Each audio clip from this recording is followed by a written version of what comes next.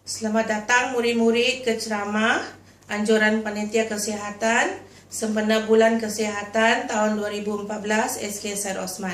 Baik, ceramah kita hari ini bertajuk Gejala Obesiti di kalangan pelajar sekolah. Apakah itu obesiti? Obesiti merupakan pengumpulan lemak yang berlebihan di dalam tubuh badan hingga memudaratkan ataupun boleh mencederakan organ-organ di dalam badan.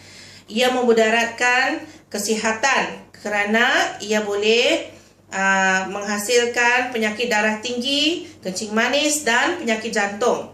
Baik, siapakah mereka yang obes? Mereka yang obes ini terdiri daripada mereka yang mempunyai berat badan 2 kali lebih berat daripada berat ideal mereka, ataupun mereka mempunyai berat badan 45 kg berbanding lebih daripada ukuran badan mereka. Okey, mengikut laporan bernama pada tahun 2015, setiap seseorang daripada 4 orang murid akan mengalami obesiti. Jadi, selain daripada itu, Berita Harian tahun 2012 telah melaporkan bahawa mengikut kajian 7 daripada 10 orang murid peratus murid akan mengalami gejala obesiti. Selain daripada itu, pada 2020, setiap 25 daripada 100 orang murid akan mengalami obesiti. Jadi ini amat merunsingkan.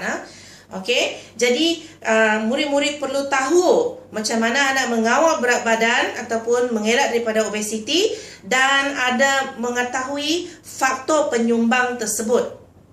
Okey, penyumbang pertama ialah keturunan. Okey, ada antara kita yang akan gemuk kerana ianya telah diturun-temurunkan daripada ibu bapa kita, nenek moyang kita, sebab semasa dalam perut ibu kita lagi, kita telah menerima lemak, sel-sel lemak yang banyak daripada ibu kita. Okey, jadi ini tidak menjadi masalah, kita perlu kawal makanan kita. Okey, tabiat dan cara hidup kita supaya tidak obes. Yang kedua ialah pemakanan kita. Jadi sekarang kalau kita lihat di sekeliling kita, banyak tempat makan fast food. Jadi seperti McDonald, Mary Brown, KFC, dan ianya terbuka 24 jam dan kita akan makan mengikut kehendak hati kita, bukan kerana perlu. Jadi kita perlu berhati-hati dan jangan amal makan untuk hidup untuk makan. Hidup untuk makan akan menyebabkan kita menjadi obes dan akan mendapat banyak penyakit, dan mendapat banyak kerugian. Yang seterusnya ialah bersenam ataupun bersukan. Ramai kita sekarang kurang bergerak aktif dan kita tidak mahu bersenam, bersukan ataupun kita leka melihat TV, menonton TV, bermain komputer dan sebagainya.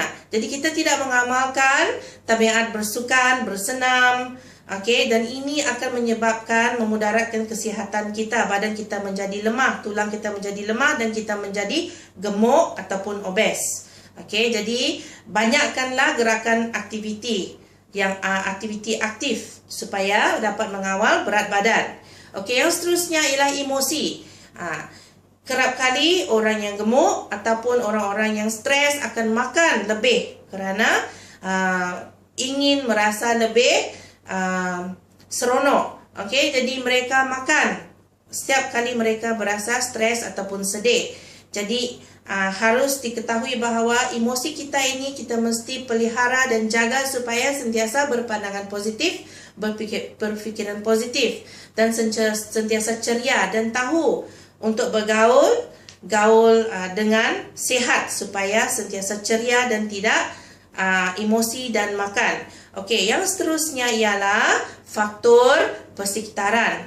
Baik, faktor ini terbahagi kepada 2. Satu ialah faktor dalaman, iaitu di rumah sendiri, di mana ibu bapa sendiri tidak mengamal cara hidup yang sihat dan makan sahaja dan sama-sama gemuk. Jadi anak-anak yang daripada keluarga gemuk ada kecenderungan untuk obes. Jadi harus berhati-hati sekiranya kita berada di keluarga yang obes. Kita perlu ingatkanlah ibu bapa kita supaya tidak mengikuti ataupun mengamalkan pemakanan cara hidup yang tidak sihat yang menyumbang kepada obes. Jadi yang seterusnya ialah faktor pengeluaran, okey, di mana kalangan masyarakat menerima bahawa keadaan obes ini sangat comel. Jadi kita tak kisahlah kalau kita ini obes. Jadi kita hentam saja, makan saja. Jadi ini tidak baik sebab ia akan menyebabkan gejala obesiti yang memudaratkan. Jadi kalau kita lihat dari segi keturunan, pemakanan, bersukan, bersenam, emosi dan persekitaran, kita harus beringat-ingat bahawa dengan mengetahui faktor-faktor tadi, penyumbang tadi kepada gejala obesiti, kita boleh mengelakkan ataupun mengurangkan daripada gejala obesiti. Dengan itu kita akan lebih sihat, gaya hidup kita lebih teratur dan kita akan lebih ceria dan tahap kesihatan dan kehidupan kita akan sentiasa baik. Baik, itu saja supaya murid-murid dapat mengamalkan cara hidup yang sihat, okey, dengan mengetahui faktor-faktor penyumbang kepada gejala obesiti ini. Sekian, terima kasih.